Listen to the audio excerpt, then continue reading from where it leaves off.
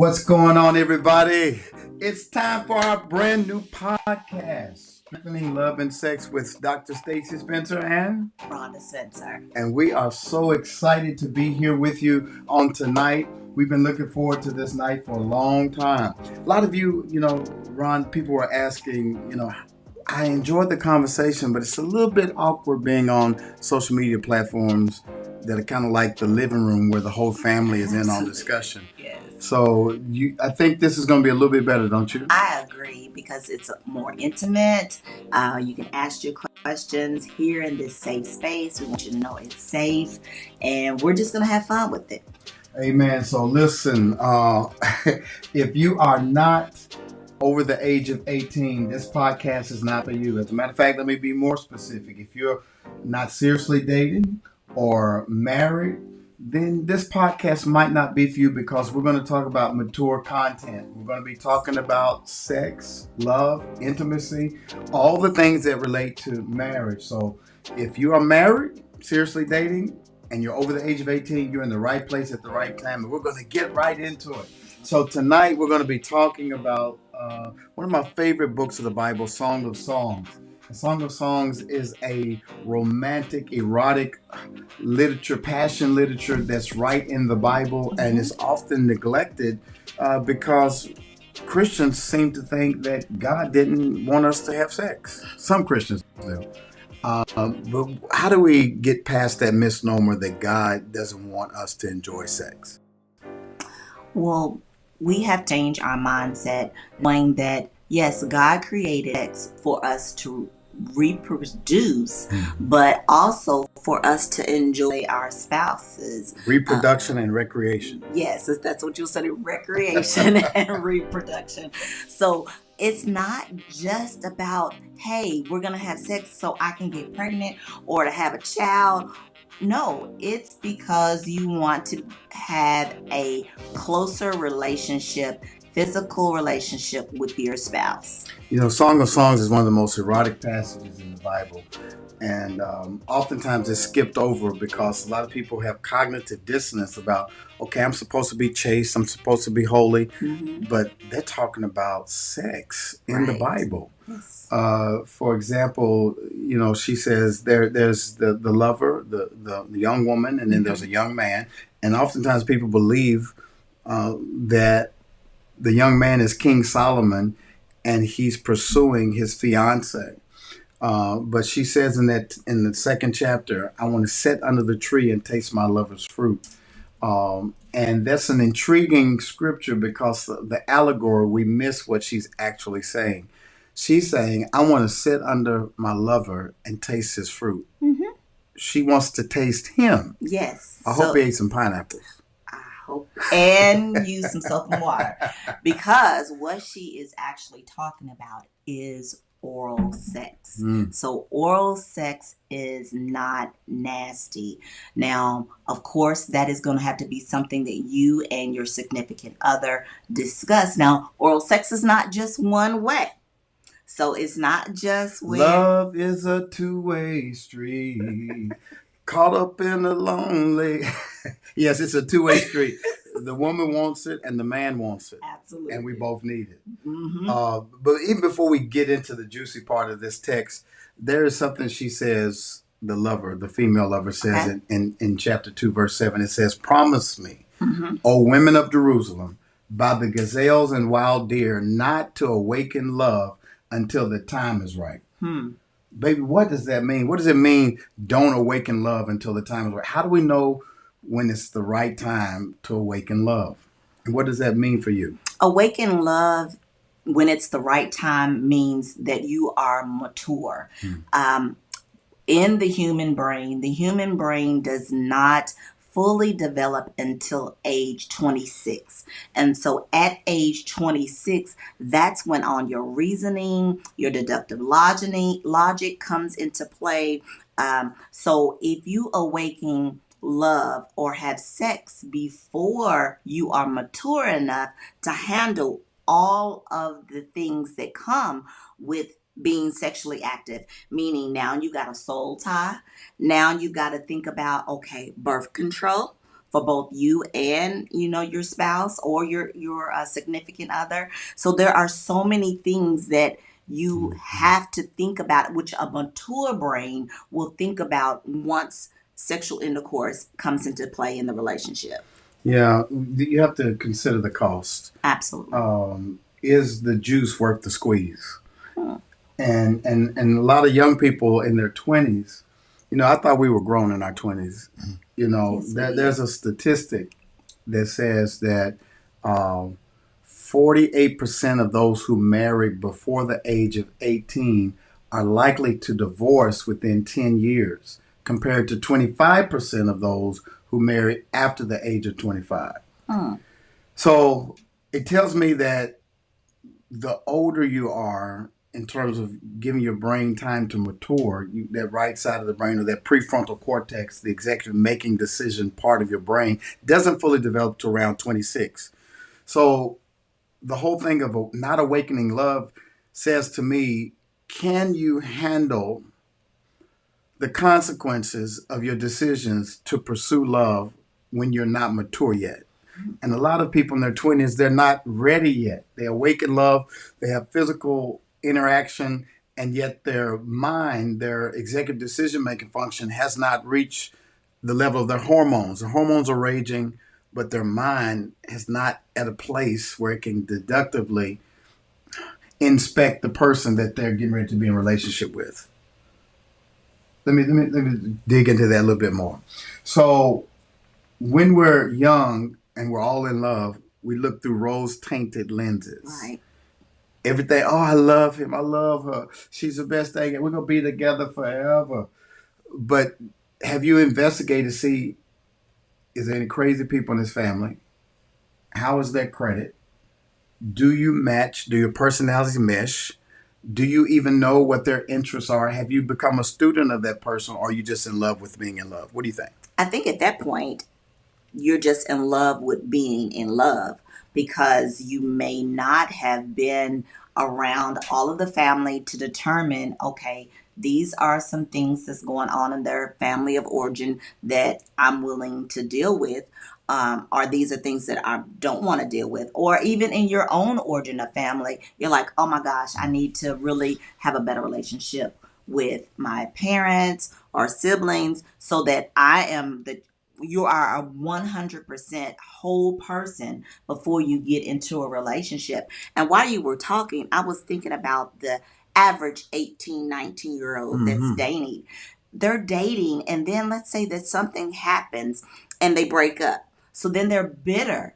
And that bitterness is carried sometimes into the next relationship. Sometimes hurt people will hurt other people. And as you mature, you may forget that, okay, I was hurt back when I was 18, but now I'm 27, but I'm still acting in that hurt manner. And then you may be hurting the other person. And that's where dating comes in, the seriously dating piece. So if you're listening out there and you're in your 20s, we understand we were 21s, right? And so we were dating in college, and we learned a lot about each other and ourselves through dating. And that's what dating is all about, learning about the other person, because everybody you date is not going to be your spouse. Right. You're discovering more about yourself and that person to see, is this a person I want to be for the rest of my life? But when you awaken love too soon, and you jump into bed too soon, it muddies up your deductive reasoning, and you can't even see the fact that I am connecting with a person that I am not equally yoked with. So, Right. okay, equally yoked, throughout the biblical word right there. Do y'all match? Are you on the same page? Do you have the same life goals? Do you have the same interests? Do you have the same faith or belief? All those things have to come into play. And you and I were right on the edge of this statistic when we got married. Right. We were how old when we got married? We were 23 and 24. 23 and 24. Didn't know a lot. We thought we did. We thought we did. Thought we did. But we got married, and we bumped along, and we learned more about each other year after year. And we made it. But we had to learn about what each other liked and didn't like. We had to learn how to please one another sexually. And what I thought I knew, I didn't. I had to unlearn some stuff, and I had to learn some new stuff. This podcast is for young couples that are seriously dating. Hopefully, you're over the age of 25 so that you can give your love a fighting chance, right? So, why would the young female lover implore the young women not to awaken love before it so desires?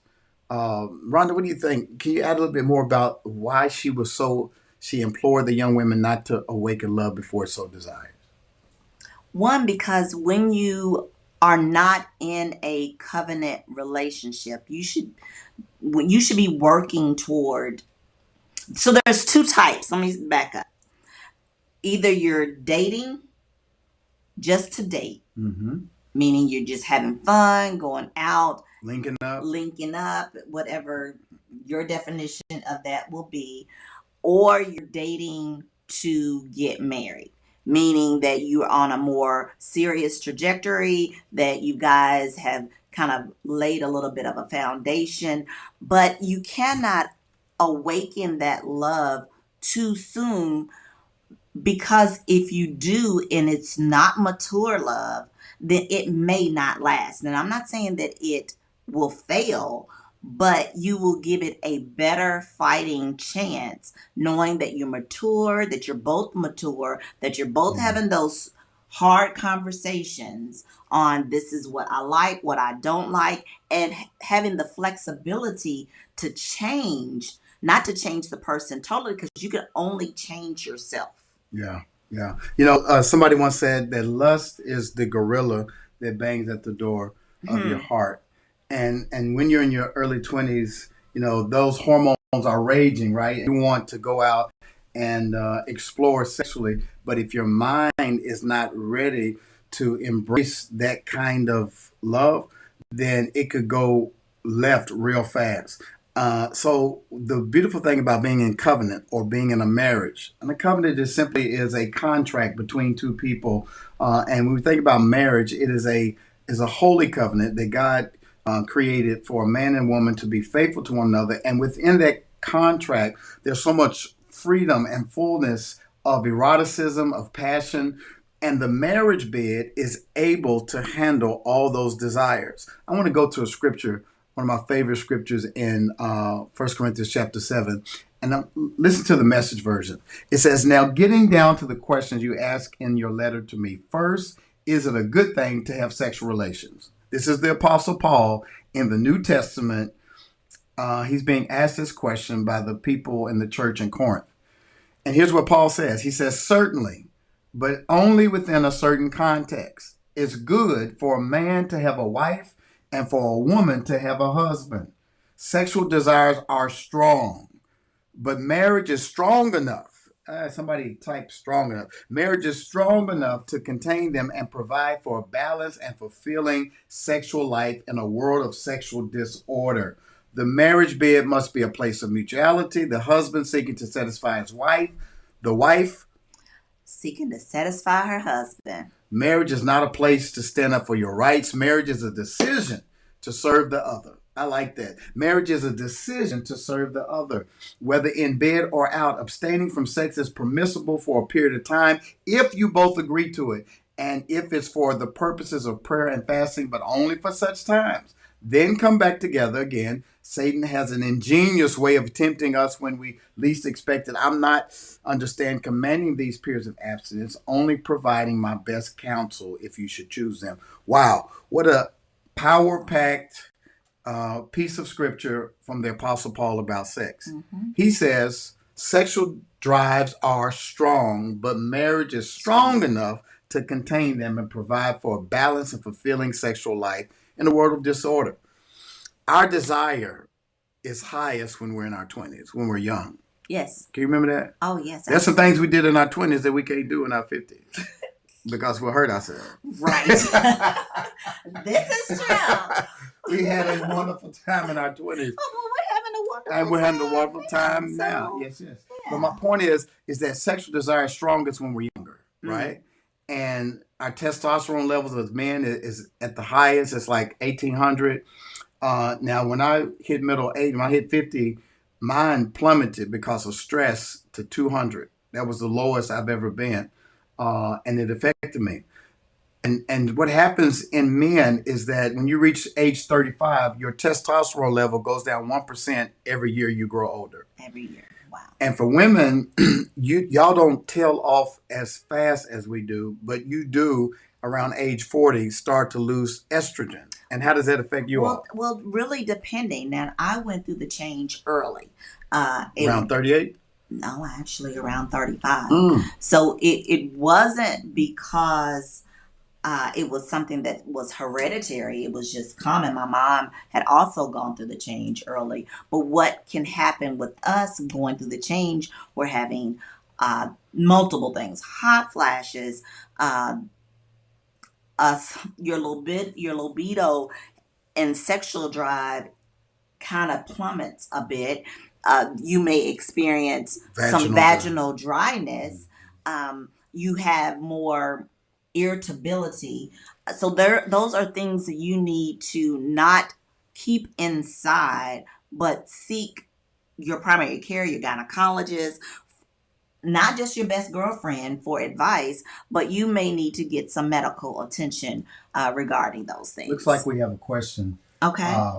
From Andrea. She says, my husband is experiencing low testosterone and he is having some ED issues, but doesn't want to speak about it. What can we do? What would you say? I would say that hopefully he has a primary care physician to, one, talk to your husband lovingly about it. Let him know that this is just part of life. There's nothing for him to be upset or ashamed about, because you don't want to say, oh, I can't do such and such, wagging your finger because you can't, whatever, but be loving towards your husband and understanding, show empathy that this is something that you can work through together. Now, don't go to the corner grocery store and try to get those, what are some gas station pills? Gas station pills. Horny goat weed. Yes, all that old crazy extra stuff that you don't know what's in it. But make an appointment for his doctor and let his doctor check it out. Love is the foundation for good sex. Absolutely. And you all have to be friends before you're lovers. Oh my gosh, absolutely. Because as you grow older together, your body is going to change. Mm-hmm. It's going to affect. Yeah. And you got to figure out new ways to approach having sex, approach making love. But if you have friendship as a foundation and empathy as a foundation, you won't be so judgmental and harsh when your wife or husband is not able to perform. Again, the marriage bed is able to handle your desires to have a fulfilling and mutual beneficial love life. God wants you to have amazing sex. And it's possible in your 20s, your 30s, your 40s, your 50s, your 60s, 70s, on and on till the break of dawn. But you got to have a strong foundation of love and empathy and communication so that when you hit those moments, those milestones where your body changes, you still are able to talk your way through it. Absolutely. The second thing, what's the second thing you want to tell them tonight? Well, also that men need to make sure that you are satisfying the woman, come on, your wife. Now, there is a very small percentage of women who are orgasmic with penetration alone. And I just found out with some research that all those capabilities, the inner workings of our bodies, are formed when we are in the womb. So I'm trying to think of what that particular the centimeter between if there's more than an inch between the woman's clitoris and the urinary tract, if it's more than an inch, chances are that woman is not going to be able to reach orgasm through penetration alone. As a matter of fact, between 70 and 90% of women are unable to achieve orgasm with penetration alone. That's something I had to learn. As a young man, I used to, unfortunately, I was misinformed by pornography when I was a teenager. My uncles gave me porn magazines and I was exposed to pornography too early, and that was my miseducation of sexuality. I had to relearn my wife's body when I got married and understand how to love on her clitoris, to take my time, to explore what brought her pleasure. And we discovered that it required oral stimulation around her clitoris, just like the majority of women. That's what there's a book we read not long ago called Give Her Hers First. Yes. And that's talking about how husbands should make sure that women are able to orgasm, because a lot of times what happens in the bedroom is that men are quick to orgasm. Oh my gosh. The average sexual time is around 5 to 7 minutes. And many women lay there frustrated in the bed staring at the ceiling because the man has climaxed and the woman's just left there longing for one. And then on the other hand, not just the clitoral stimulation, for a lot of women, it starts in our mind because we will have this long list of to-dos for the next day. And so I call them honeydews. Well, the honeydews are the do's that I need you to do. Yeah, and if I do the honeydews, then you do the do. Sometimes I need you to do both. But we have to be fully relaxed. Most women have to be fully relaxed. Most women also need more than clitoral stimulation. So multiple touches, stimulating conversation, a great atmosphere, having a good foundation, sex not seen, but just being relaxed and being able to enjoy the moment. If you have small children, the children are already put to bed. If you have things you need to do for the next day, having those already pre-done. I'm giving a number of tips, but we need more than just direct clitoral stimulation. What I heard my wife say, men, check this out. Check it out. If you want to get some, it starts in the kitchen. Message. You got to help get that list checked off. The things that she has to do. Like the other night, after my wife cooked dinner, I went in, I washed pans, I put the food up, and it was extra special that night. Yes. It was good. And we found out another thing. This is a plug for one of our church members who owns a CBD store called Be Free CBD. And so we got some gummies. I needed to go to sleep. My job is stressful, and that added to my testosterone level getting eaten up. And so I've now been able to sleep better through the aid of my CBD gummies. Yes, CBD. But what I've also discovered, check this out, is that when she takes her night gummies, I take my night gummies. Right before we fall asleep is the perfect window of opportunity to satisfy one another mutually. It prolongs the moment because her mind is free. She's relaxed. Yes. She's able to reach orgasm better because the CBD causes her to feel relaxed. Am I right? You're exactly correct. And then with you, you're longer, you're more... longer in what sense? Longer in your foreplay. The foreplay is longer, so it's not like regiment where it's a time like, oh my gosh, it's such and such time and I got to get up in the morning. But it's longer there. It's more intentional. The cues that are more on point. Mm-hmm. So there's a lot of benefits. So men have to satisfy their wives. Mm-hmm. And wives have to satisfy their husbands. And so let me speak for the men. We so enjoy, maybe I hope I'm speaking for all men. We enjoy oral sex. Okay. I think it's so important. As a matter of fact, it's been scientifically proven that erections last longer from oral stimulation. It also has been proven that men who get oral sex weekly live longer lives. So, babe, if you want to save my life, prolong my life, I need weekly stimulation. Watch this.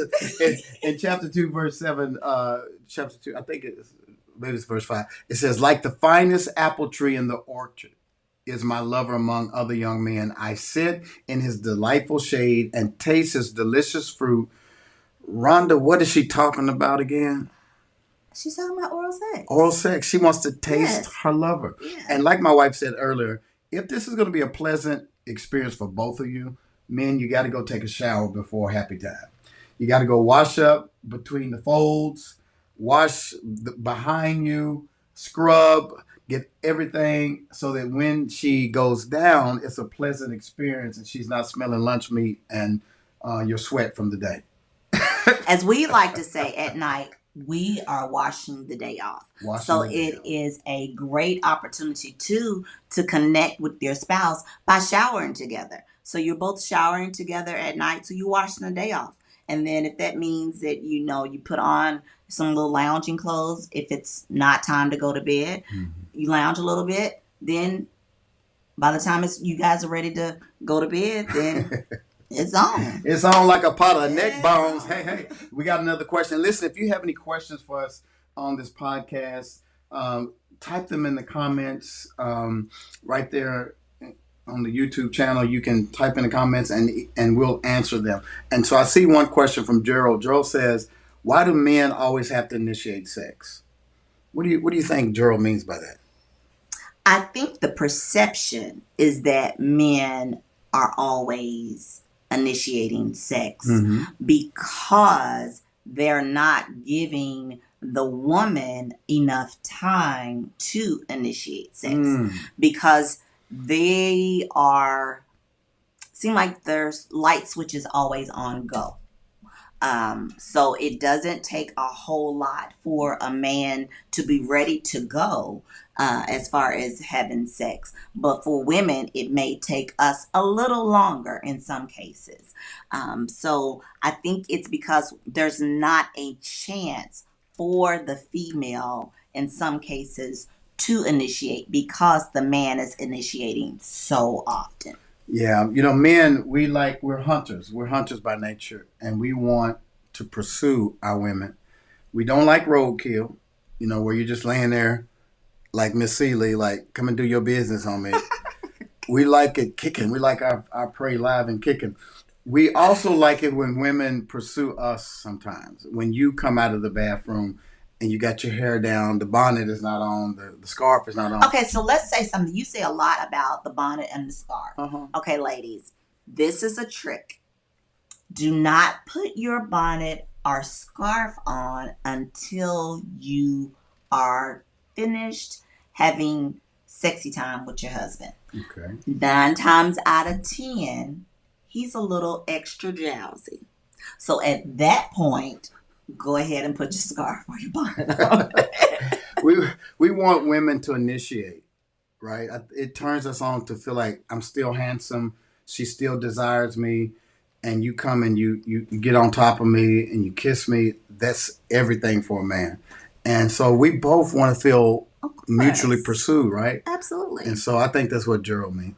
Sharon has a question too. Sharon asks, I feel like my husband doesn't see me anymore. He doesn't make any effort to pursue me. What can I do? So what do you think she needs to do for that? I think that, I'm not saying that you're not Sharon, but I would say make yourself, physically attractive. When you're coming out of the shower, let your husband ogle you. Take your time, drying off.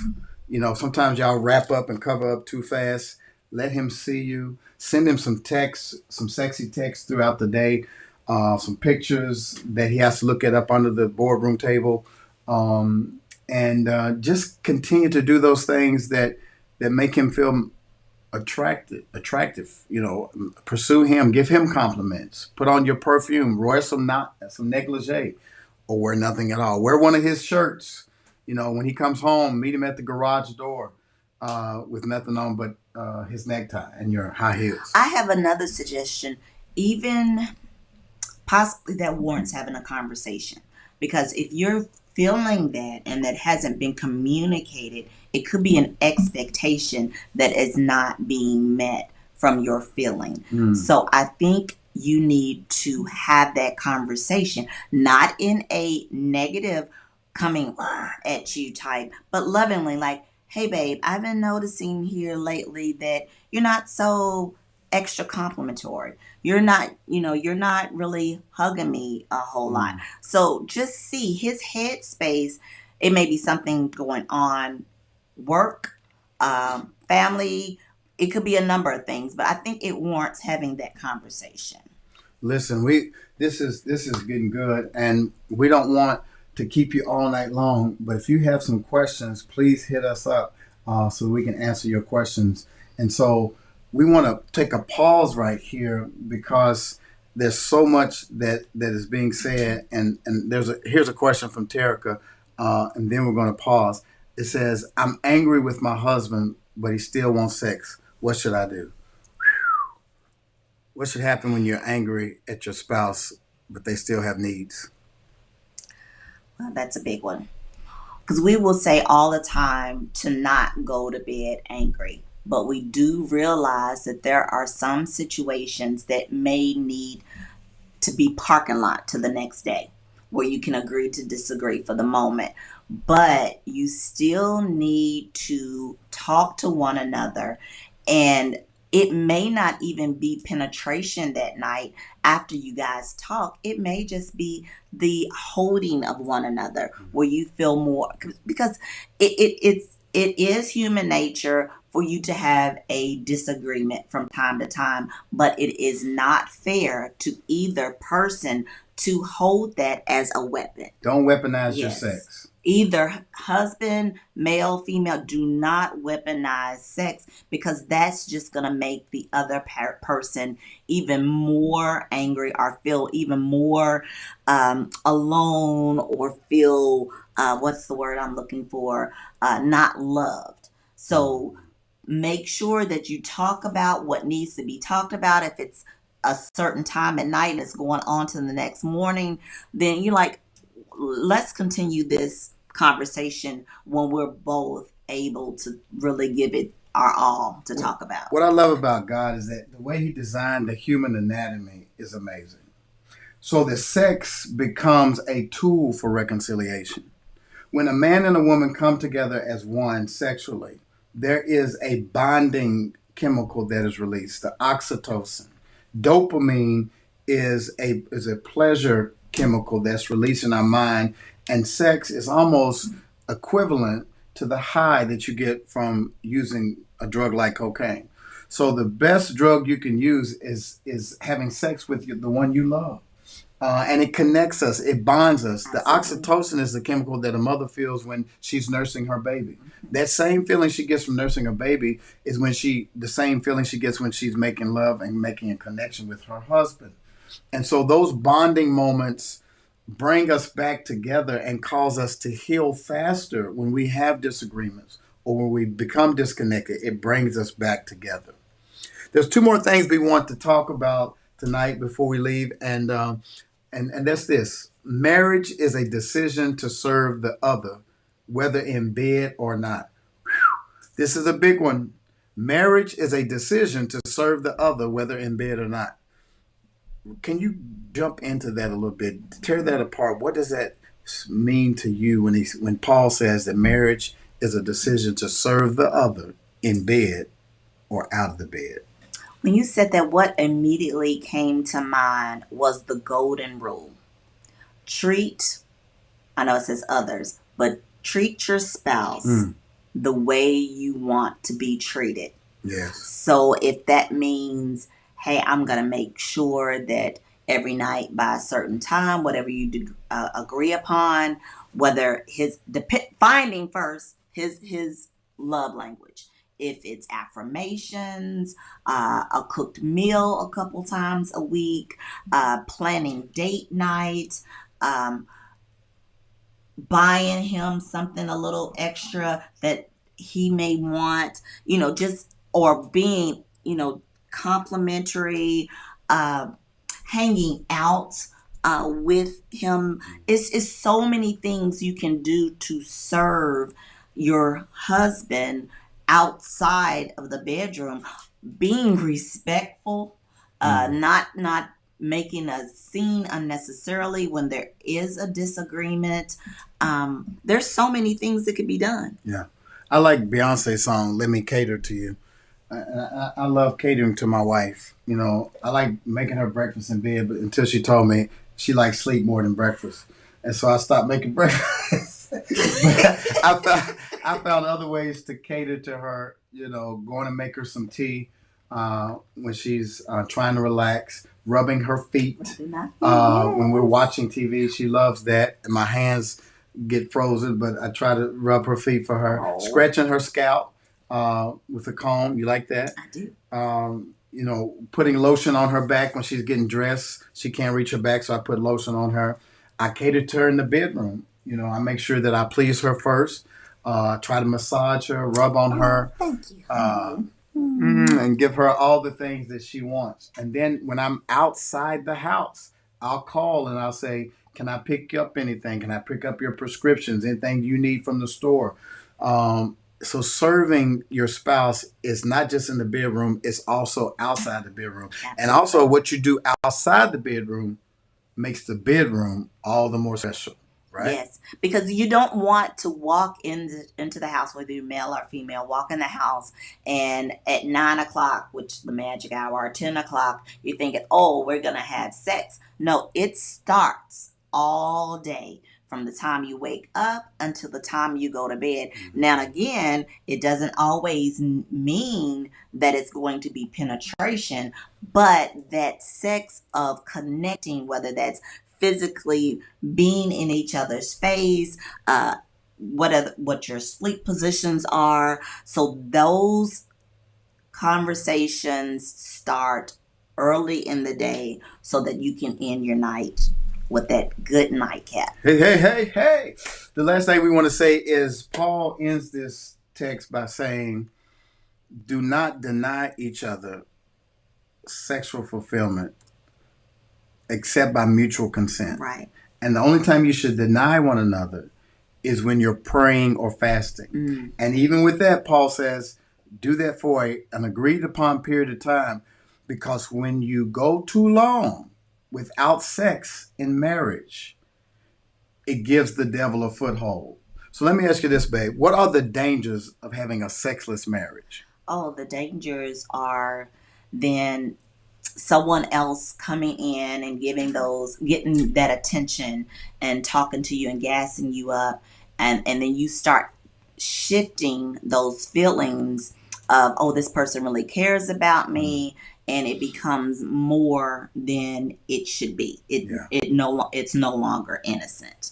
And then also, if you are experiencing any medical issues, whether that's your time of the month, which is not a medical issue, but whether it's your time of your month, or the libido is not where it needs to, then that conversation needs to take place so that different things could help enhance during that time.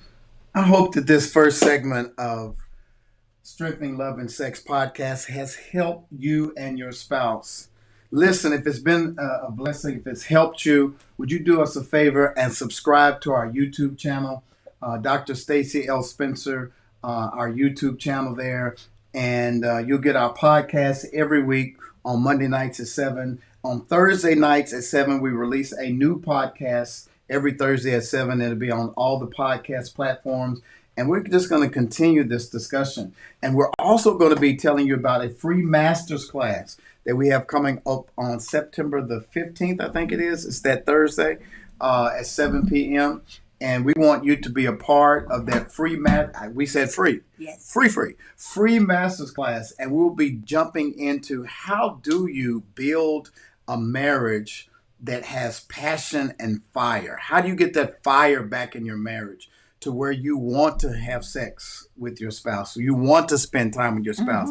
It's possible to get that fire back in your marriage. Get it back. How many of y'all want that? How many want? If you want fire back in your marriage, put some 3 little fire things in the comment section, and we're going to be teaching you in September on how to get that fire back, and we want to tell you on how we can walk with you closer and to help be your relationship coaches, your marriage coaches, your sex coaches, and get you to the marriage that you always wanted. Anything else you want to tell them before we leave? No, there isn't anything. I think you covered from our YouTube, the podcast, the website. What is our website? Our website is drstacylspencer.com. Is it? Or is it www.theunashamedmarriage.com? Well, that's another website. we got 2 websites. We got drstacylspencer.com And we also have our marriage website, which is www.theunashamedmarriage.com. .com. And so you go there, you find out everything you need to know about marriage, and we want to connect with you. And there's even a number you can text to get weekly devotionals and texts about what we got coming up. And so we want you to stay in the loop. Listen, again, share this podcast with your friends. We're glad it's our first night. Woo! And I want you to go tell all your married friends and all your seriously dating friends that there is a podcast you got to hear. It's called Strengthening Love and Sex. We'll see you next week. See you next week.